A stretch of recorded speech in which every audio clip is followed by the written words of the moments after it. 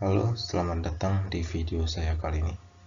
Perkenalkan, nama saya Fauzan Akbar Ramadan dari Teknologi Informatika dengan NPM 2217106541. Ya, saya di sini akan memberikan materi keamanan jaringan di era industri 4.0.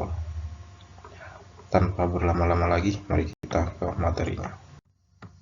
Yang pertama, ada pentingnya keamanan jaringan dalam industri 4.0. Adapun definisi dan konsep keamanan jaringan, aspek fundamental keamanan. Apa sih yang dimaksud dengan keamanan jaringan? Keamanan jaringan adalah langkah-langkah strategis untuk melindungi data dan layanan dari ancaman baik eksternal maupun internal, dengan fokus pada integritas, kerahasiaan, dan ketersediaan informasi dalam sistem digital. Adapun ancaman yang dihadapi jaringan di era digital. Yang pertama, serangan cyber yang beragam. Serangan cyber mencakup berbagai metode seperti malware dan DDoS yang dapat merusak infrastruktur jaringan dan menyebabkan kerugian finansial serta reputasi yang signifikan bagi organisasi.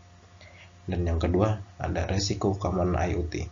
Perangkat IoT yang tidak aman dapat menjadi titik lemah dalam jaringan, memungkinkan akses tidak sah, dan serangan yang dapat mengganggu keseluruhan sistem industri dan operasional.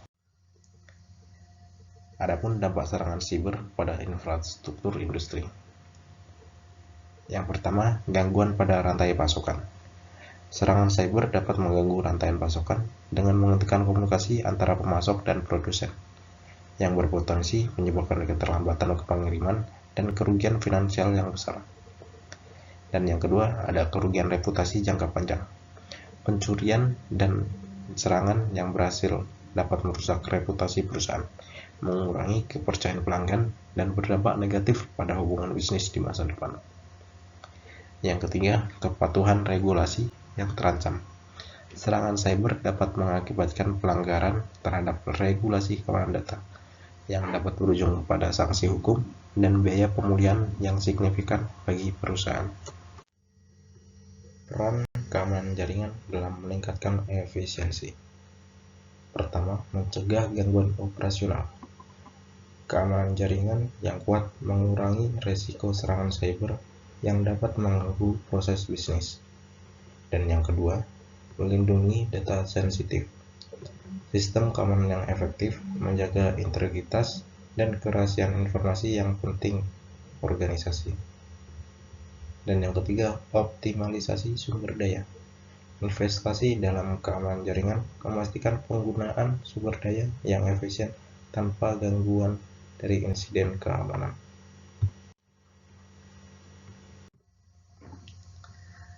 Selanjutnya ada teknologi keamanan jaringan terkini.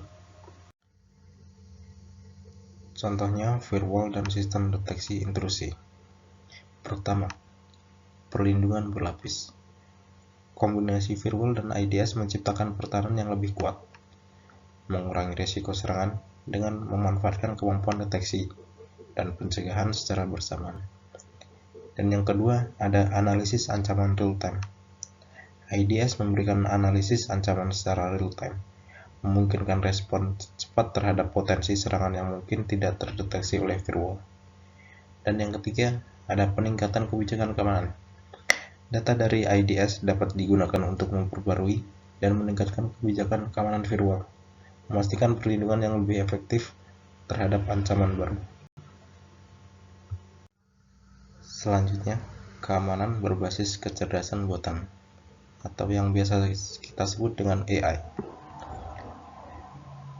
Inovasi deteksi ancaman. Kecerdasan buatan memungkinkan pengembangan sistem deteksi ancaman yang lebih canggih, dengan kemampuan untuk menganalisis pola serangan yang kompleks dan memberikan respon otomatis yang lebih cepat, sehingga meningkatkan keamanan jaringan secara keseluruhan. Selanjutnya, enkripsi data dan otorisasi akses. Pentingnya enkripsi data. Enkripsi melindungi informasi sensitif dari akses tidak sah dan serangan cyber. Selanjutnya, Metode otorisasi akses. Otorisasi akses memastikan hanya pengguna berhak yang dapat mengakses data terenkripsi. Dan selanjutnya, integrasi keamanan data. Sinergi enkripsi dan otorisasi membentuk lapisan keamanan yang komprehensif untuk melindungi data. Solusi keamanan untuk Internet of Things. Ada 3, yaitu enkripsi data yang kuat. Pertama, implementasi algoritma enkripsi yang canggih sangat penting untuk melindungi data sensitif yang ditransmisikan antara perangkat IoT, mencegah akses tidak sah, dan penyadapan informasi. Dan yang kedua, ada otorisasi dan autentikasi efektif. Penggunaan sistem otorisasi dan autentikasi yang ketat seperti autentikasi 2 faktor memastikan hanya perangkat dan pengguna yang berwenang dapat mengakses jaringan IoT, meningkatkan keamanan secara signifikan. Pemantauan ancaman berkelanjutan. Sistem pemantauan yang menggunakan teknologi deteksi intrusi dan kecerdasan buatan dapat mendeteksi serangan lebih awal, memungkinkan respon yang cepat untuk melindungi perangkat IoT dari potensi ancaman. Dan yang ketiga, ada tantangan dalam keamanan jaringan. Ancaman malware dan ransomware. Pentingnya pemulihan data. Proses pemulihan data yang efektif sangat krusial untuk mengurangi dampak serangan ransomware, memastikan organisasi dapat kembali beroperasi tanpa membayar tebusan dan kehilangan data penting. Edukasi karyawan.